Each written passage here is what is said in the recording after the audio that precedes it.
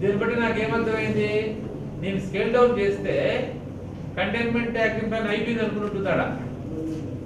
అందు గురించే ఇక్కడ గమనించాల్సింది ఏమి, చెంకుర్తిలో స్కేల్ డౌన్ చేస్తే 500 మీటర్లో ఆ చెంకుర్తి మున్సిపాలిటీ అంతా ఫాలో అవుతుంది 500 మీటర్లు, బికాస్ ఇది 1/2 కిలోమీటర్. అది కంటిన్యూస్ సర్వేలెన్స్ ఉండాలి కదా, హౌస్ హోల్డ్స్ చూడాలి కదా హెల్త్ టీమ్ రోజువారీగా.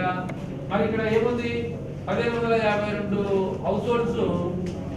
కోవిడ్ కంట్రోల్ సంబంధించి 4వసారి లాక్డౌన్ మెజర్స్ కంటిన్యూ అవుతున్నాయి. దీంట్లో రిలాక్సేషన్స్ కాస్త ఎక్కువ ఉన్నాయి. అయితే రాష్ట్ర ప్రభుత్వం నుంచి మనకు ఇంకా మార్గదర్శకాలు వస్తాయి. వాటిని అనుసరించి మనం కొన్ని మార్పులు చేర్పులతో లాక్డౌన్ మెజర్స్ని ఇంప్లిమెంట్ చేయాల్సి ఉంటుంది. Domestic and international travel of passengers except for domestic medical service, అంటే ఎయిర్ ట్రావెల్ అంటే అఫ్కోర్స్ ఇది మనకు అంత రిలవెంట్ కాదు, అది ప్రొహిబిటెడే. తర్వాత మెట్రో రైలు కూడా మనకు సంబంధం లేదు. అన్నిటికీ మించి స్కూల్స్ కానీ కాలేజెస్ కానీ ఎడ్యుకేషనల్ ట్రైనింగ్ కోచింగ్ ఇన్స్టిట్యూషన్స్ కానీ ఇవన్నీ కూడా రిమైన్ క్లోజ్డే. ఒకవేళ ఎవరైనా సరే ఈ మండల స్థాయిలో కానీ లేదా డివిజనల్ లెవెల్లో కానీ కొంతమంది కోచింగ్ సెంటర్స్, ప్రైవేట్ స్కూల్స్ వీళ్ళంతా కూడా 3 సార్లు లాక్డౌన్ అయింది, 4వసారి కదా అని చెప్పి ఓపెన్ చేద్దాం అనుకుంటున్నారేమో. మే 31 దాకా all educational institutions remain closed. So let us continue implementing closed down operations.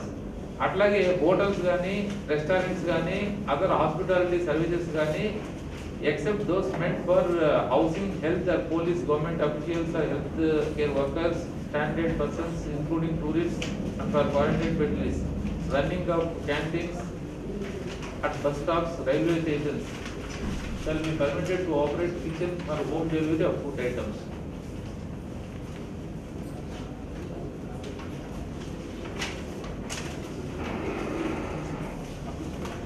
ఇప్పుడు హోటల్స్ కానీ రెస్టారెంట్స్ కానీ లేదా ఇతర హాస్పిటాలిటీ సర్వీసెస్ ఉంటే రిసార్ట్స్ అట్లాంటివన్నీ కూడా అవి కూడా క్లోజ్డే, గుర్తుపెట్టుకోండి, అవి కూడా క్లోజ్డే. ఇక్కడ ఎక్సెప్షన్ ఏంటంటే అట్లాంటి అకామిడేషన్ని మనము రిక్విజిషన్ చేసి దాన్ని మన స్టాఫ్ ఉండడానికో లేకపోతే క్వారంటైన్ ఫెసిలిటీకో అట్లా రిక్విజిషన్ చేస్తే తప్ప అవి క్లోజ్లోనే ఉంటాయి. అయితే ఈ రెస్టారెంట్స్ ఏవైతే ఉన్నాయో వాళ్ళు పర్మిషన్ తీసుకొని హోమ్ డెలివరీకి పర్మిషన్ ఉంది దీంట్లో. సో అది మండల్ లెవెల్ దాకా అందరికీ అవగాహన రావాలి. రెస్టారెంట్స్ ఓపెన్ చేసి ఓపెన్గా నిర్వహించడం అనేది నాట్ పర్మిటెడ్. పర్మిషన్ తీసుకొని హోమ్ డెలివరీ చేసుకోవచ్చు.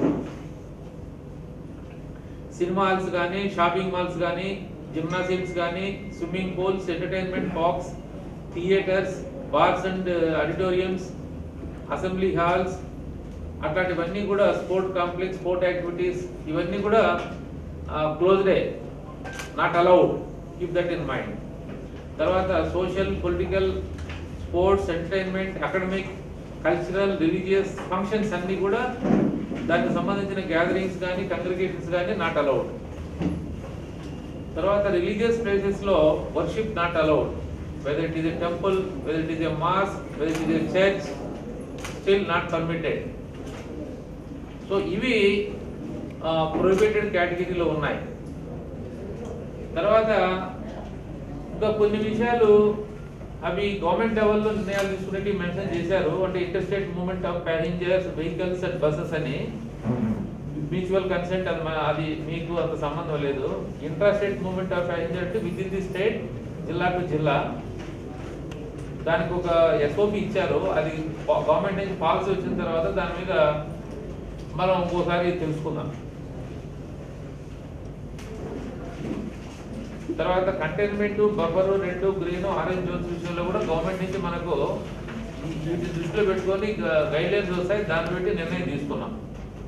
తర్వాత అందరికీ ముఖ్యంగా పోలీస్ ఆఫీసర్స్కి, తహసీల్దార్స్కి ఏంటంటే ఈ కర్ఫ్యూ మన 144 సెక్షన్ అనేది సాయంత్రం 7 గంటల నుంచి ఉదయం 7 గంటల దాకా ఉంటుంది. బట్ ఇది కొంత లూజ్గా ఉంది.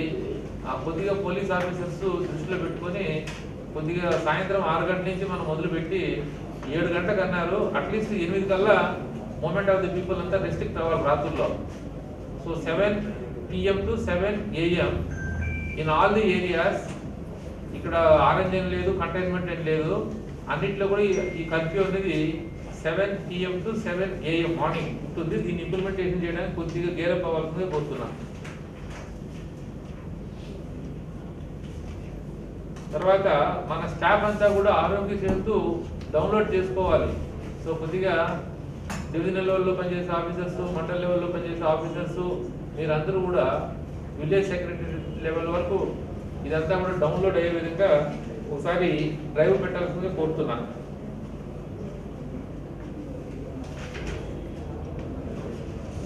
సో ఈ గైడ్ లైన్స్ ఇది బ్రాడ్గా మీకు చెప్పాను.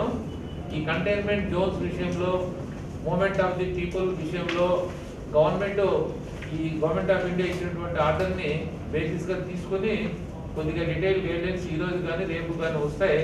దాని మీద ఒకసారి మీకు అందరికి కూడా కమ్యూనికేట్ చేస్తామని చెప్పి తెలియపరుస్తున్నాను. మనకు ఈ కోవిడ్ కంట్రోల్లో భాగంగా latest burning subject migrant labour నడుచుకుంటూ వెళ్తున్నారు రోడ్ల మీద, ప్రైవేట్ ట్రాక్ల మీద కూడా వెళ్తూ ఉన్నారు. సో దాన్ని గవర్నమెంట్ ఆఫ్ ఆంధ్రప్రదేశ్ ముఖ్యమంత్రి గారు అట్లాగే చీఫ్ సెక్రటరీ డీజీపీ ఈ విషయాన్ని చాలా కన్సర్న్గా తీసుకొని ప్రత్యేకంగా వీడియో కాన్ఫరెన్స్లో చాలా విషయాలు మనకందరికీ కమ్యూనికేట్ చేశారు. దీని మీద నిన్నటి నుంచి మనం ఒక ప్లాన్ ఆఫ్ యాక్షన్ పెట్టాం. అది ఫీల్డ్ లెవెల్లో ఇంప్లిమెంటేషన్ అవ్వాలి. మన ప్రకాశం జిల్లాలో మరి ఎస్పీ గారు అట్లాగే జాయింట్ కలెక్టర్స్ ఇద్దరు, ఇంకా స్పెషల్ కలెక్టర్, తర్వాత అందరం నిన్న డిస్కస్ చేసి 10 ఎంట్రీ పాయింట్స్ని ఐడెంటిఫై చేశాం. ఆ 10 ఎంట్రీ పాయింట్ల దగ్గర ఇమ్మీడియట్గా ఆర్డీఓస్ మానిటర్ చేసి ఫుడ్ కౌంటర్స్ ఓపెన్ అవ్వాలి. అట్లాగే వాళ్ళు ఏదైనా సేద తీరడానికి కావాల్సినటువంటి ఒక టెంపరీ స్ట్రక్చర్ షామైనా కూడా వేయాలి. ఈ ఎంట్రీ పాయింట్స్ అంటే ప్రకాశం జిల్లాలోకి ఎవరైనా సరే నడుచుకుంటూ ఎంట్రీ అవ్వాలి అంటే ఈ 10 పాయింట్ల దగ్గరే జరుగుతుంది అది. సో అందువల్ల ఈ 10 పాయింట్ల దగ్గర మరి ఒకవేళ మీకు ఇప్పుడు అలా సడన్ ఇప్పుడు చూస్తే ఎవరు కనిపించకపోవచ్చు కూడా, but arrangement should be made. So అర్థం చేసాం. ఈ ఎంట్రీ పాయింట్ల దగ్గర హాస్టల్ వెల్ఫేర్ ఆఫీసర్స్ డిప్లాయ్ చేయమన్నాం. హిందీలో మాట్లాడడానికి స్థానికంగా హై స్కూల్లో పనిచేసే హిందీ పండిట్స్ కూడా ఈ టీంలో వేశాం. So all tahsildars, all SHOs, all other mandal level officers, మీ జ్యుడిసిక్షన్లో ఎక్కడైనా సరే ఈ హైవేస్ పాస్ ఆన్ అవుతుంటే అక్కడ ఎవరైనా నడుచుకుంటా వెళ్తూ ఉంటే ఇన్వేరియబుల్గా వాళ్ళని మనం ఐడెంటిఫై చేసి వాళ్ళను కన్విన్స్ చేసి కౌన్సిల్ చేయాలి. చెప్పదలుచుకుంది ఏంటంటే ఈరోజు రాత్రి 10 గంటలకి బీహార్కి వెళ్ళడానికి ట్రైన్ ఉంది. మీ మండలాల్లో ఈ బీహార్కి వెళ్ళాల్సినటువంటి వాళ్ళంతా ఉంటే కనుక బస్సుల్లో పంపించాలి. ఆర్టీఓస్ కొద్దిగా కొన్ని మండలాల్లో 2-3 ఉంటే ఒక బస్సు ఏదైనా ఒక రూట్ లాగా వాళ్ళందరినీ పికప్ చేసుకొని మరి అది ఒంగోలు రావాలి. అంతవరకు నో ప్రాబ్లం.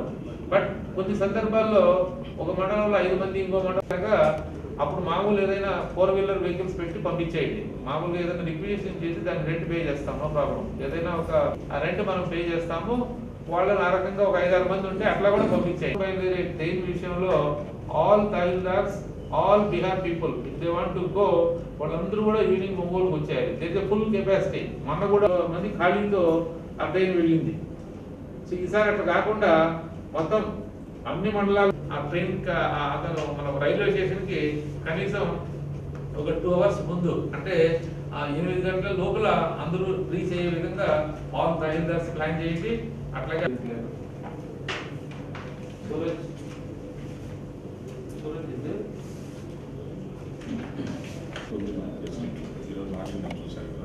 కాబట్టి మిగిలిన రోడ్స్ మీద ఉన్న హైవేలు కానీ రోడ్డు అటాచ్ ఉన్న తహసీల్దార్స్ వాళ్ళ స్టాఫ్ని కొద్దిగా ఈరోజు.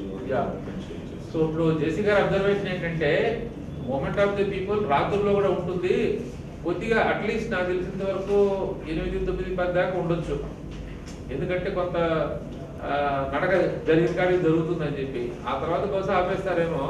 సో అందువల్ల రాత్రి 10 గంటల దాకా కూడా ఏ రోడ్ అయితే స్కోప్ ఉందో, ఈ మైగ్రెంట్ లేబర్ ట్రావెల్ నడుచుకుంటా వెళ్ళడానికి స్కోప్ ఉందో ఆ తహసీల్దార్స్ కొద్దిగా అప్రమత్తంగా, రొటీన్గా కాకుండా అప్రమత్తంగా ఉండి ఏ టైంలో వెళ్తున్నా సరే మన విలేజ్ లెవెల్ ఫంక్షనరీస్ను డిప్లాయ్ చేసి వాళ్ళని కాస్త క్యాప్చర్ చేసి వాళ్ళని తీసుకొచ్చి రిలీఫ్ సెంటర్స్లో పెట్టి ఇక్కడ అవైలబిలిటీ ఆఫ్ ట్రాన్స్పోర్ట్ను పెట్టి మనం చేయగలిగితే that will the best job.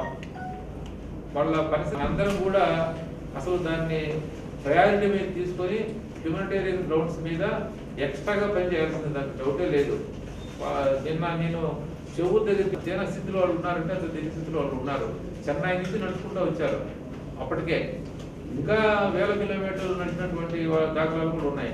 వీళ్ళందరూ కూడా మనం ఇట్లా కంటైన్ చేయకపోతే ఏ జిల్లాకు ఆ జిల్లా అందరూ వెళ్ళి అక్కడ విజయవాడలో ల్యాండ్ అయ్యి అక్కడ లాండ్ ఆర్డర్ ఇష్యూస్ వస్తున్నాయి. సో అక్కడ జనాలు ఎక్కువైపోయి నిన్న కూడా పోలీసు పరంగా కాస్త ఫోర్స్ సప్లై చేయాల్సి వచ్చింది. సో అది పనిచేసే కలెక్టర్స్, ఎస్పీస్ ప్రత్యేకంగా శ్రద్ధ పెట్టి ఇప్పుడు మేము ఏదైతే మాట్లాడుతున్నామో గవర్నమెంట్ లెవెల్లో, జిల్లా లెవెల్లో, అది మండల్ లెవెల్లో ఆ సీరియస్నెస్ అనేది రిఫ్లెక్ట్ అవ్వాలి. పొదిలి తహసీల్దార్ పొదిలి టెస్టింగ్ ల్యాబ్స్ మీద కొంత క్లారిటీ ఇంకా ఫీల్డ్ లెవెల్లో రావాలి. బట్ ఏదేమైనప్పటికీ మన జిల్లాలో మనం ఏదైతే స్ట్రాటజీ ఫాలో అవుతున్నామో మొన్న జరిగినటువంటి వీడియో కాన్ఫరెన్స్లో చీఫ్ సెక్రటరీకి ఎక్స్ప్లెయిన్ చేయడం జరిగింది. సో సిఎస్ గారు మనం ఫాలో అయ్యేటువంటి స్ట్రాటజీని మెచ్చుకున్నారు. ఇది ఒక మోడల్ కింద తీసుకొని ఇతర జిల్లా వాళ్ళు కూడా ఫాలో అవ్వాలని చెప్పారు. హనుమాగురు బోర్డర్లో ఉన్నటువంటి గ్రామాల్లో మనం క్లియర్ ఉపయోగించి చేస్తే కనుక మనకు ఏదైనా జిల్లా పరిషత్ ఆధ్వర్యంలో ఆయన చూస్తున్నాడు కాబట్టి దాన్ని తెలుగులోకి ట్రాన్స్లేట్ చేసి కార్యక్రమం పేరు పలకరించు, వివరించు, ఇది బాగా హైలైట్ అవ్వాలి. మీరు నిన్న సాక్షి మెయిన్ పేపర్ చూడండి. సాక్షాత్ మన రాష్ట్ర గౌరవ ముఖ్యమంత్రి గారే ఇంటింటికి ఒకప్పుడు ఈ రకమైనటువంటి నిర్ణయం వచ్చింది. కాబట్టి ఈ కాన్సెప్ట్ అనేది మన జిల్లా నుంచి జనరేట్ అయింది కాబట్టి మన జిల్లాలో మనం మోడల్గా చేయాలి. So all tahsildars, MPDOs, medical officers ఇది ఎలా చేయాలి? వాలంటీర్ వ్యవస్థ ద్వారా చేయాలి. సో ఈ వారం అంటే సోమవారం నుంచి సాటర్డే దాకా పలకరించు, వివరించు వారం. సో ఈ వీక్ మనం ఆ రకంగా డెడికేట్ చేస్తున్నాం. ఈ సోమవారం నుంచి వచ్చే శనివారం దాకా పలకరించు, వివరించు అనేటువంటి కార్యక్రమంలో గ్రామ స్థాయిలో పనిచేస్తున్నటువంటి వాలంటీర్స్ అందరూ కూడా, గ్రామం కావచ్చు, పట్టణం కావచ్చు, నేను పట్టణం అని మెన్షన్ చేయలేదని చెప్పి మున్సిపల్ కమిషనర్స్కి పని లేదనుకోవద్దు.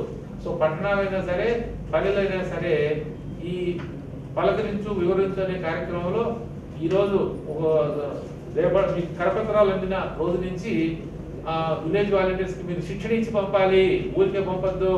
ఎందుకంటే వాలంటీర్లో ఏదో చెప్పేస్తాడు, అట్లా క్వైరీ చేసి మనకు అబ్జర్వేషన్ చూస్తున్నాయి. కాబట్టి ఈ విషయాల పట్ల మనం అవగాహన తీసుకొని ఇక్కడ ఏమీ డిఫిషియన్సీ లేకుండా క్వారంటైన్ సెంటర్ మెయింటైన్ చేస్తే మనకు క్వారంటైన్ సెంటర్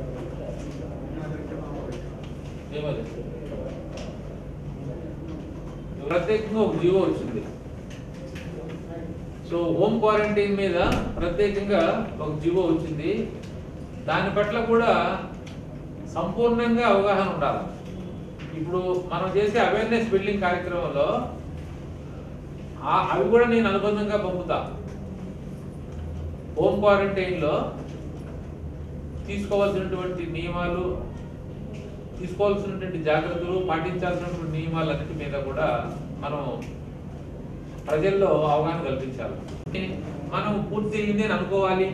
ఆ విషయం కూడా వాళ్ళకు మనం స్పష్టం చేయాలన్నమాట. సో ఈ విషయాల పట్ల మనం ఎక్కువ ఫోకస్ పెడతాం. అట్లాగే ఒక విషయం కూడా ముఖ్యంగా మండల స్థాయిలో కానీ లేదా ఈ అసెంబ్లీ కాన్స్టిట్యూన్సీ లెవెల్లో మనం క్వారంటైన్ సెంటర్స్లో కానీ మనం క్వారంటైన్ నోటీస్ ఇస్తున్నాం. నోటీస్తో పాటు ఒక అండర్టేకింగ్ ఆన్ సెల్ఫ్ ఐసోలేషన్ కూడా తీసుకోవాలని చెప్తున్నాం. 4th రౌండ్ సర్వే జరుగుతోంది. దీంట్లో ఇంకా కూడా ఈ డేటా అప్లోడ్ విషయంలో అక్కడక్కడ గ్యాప్స్ ఉన్నాయి. సో ఆల్ మెడికల్ ఆఫీసర్స్, నేను ప్రతి మీటింగ్లో ప్రతి కాన్ఫరెన్స్లో పదే పదే చెప్తుంటాను, క్షేత్రస్థాయిలో మనం పనిచేయడమే కాకుండా మనం చేసేటువంటి పనిని మనం చేశామని చెప్పి నిరూపించుకోవడానికి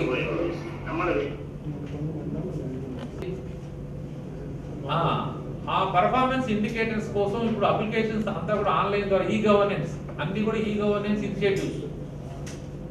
కాబట్టి మీరు క్షేత్రస్థాయిలో కష్టపడి పనిచేస్తూ ఉండొచ్చు, కూడా 24 గంటలు కూడా పనిచేస్తారేమో అవసరాన్ని బట్టి.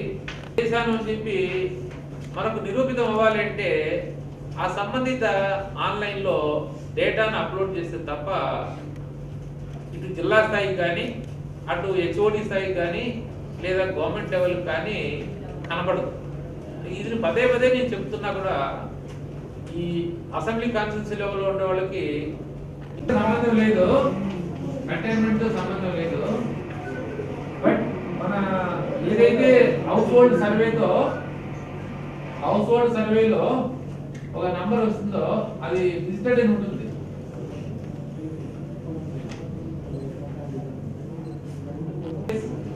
ఏదైతే మనకు సర్వే జరుగుతుందో దాని మీద మన చేతన్ గారు కొన్ని జస్ట్ అబ్జర్వేషన్స్, అట్లాగే ఏ మండల్లో బాగా పెండింగ్ ఉంది విజిట్ అనే దాన్ని ఒకసారి జస్ట్ వీళ్ళు ఎక్స్ప్లెయిన్ చేయడం జరిగింది.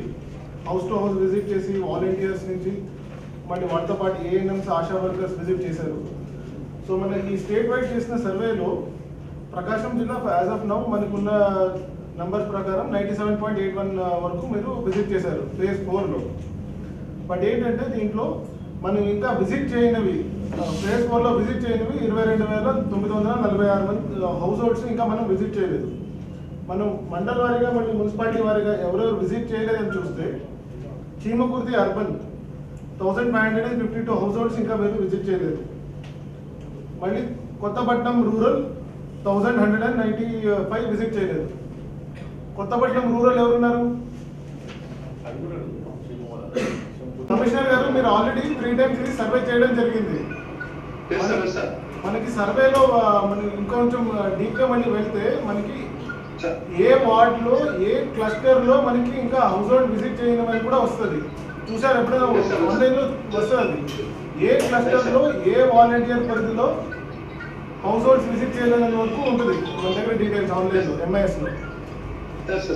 సో మీ 1552 అనేది ఏ వార్డ్ లో ఏ వార్డ్ సెక్రటరియట్ లో పడుతుంది అండ్ ఏ వాలంటీర్ చేయలేదని మీకు ఈజీగా దొరుకుతుంది.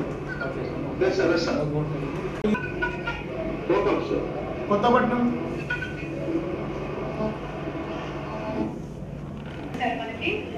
ప్రతి సచివాలయం పట్ల ఏ హౌస్ హోల్డ్ తప్పకుండా ఏ వాలంటీర్స్ పరిధిలో ఉందో మేము ఒకసారి టైల్ చేసుకొని ఇమీడియట్ గా చేపిస్తాం సార్. ఇందులో చేపిస్తాం సార్. సేమ్ ఇంకోటి ఎన్జీపాడు రూరల్ ఎవరు విజిట్ చేయాలి.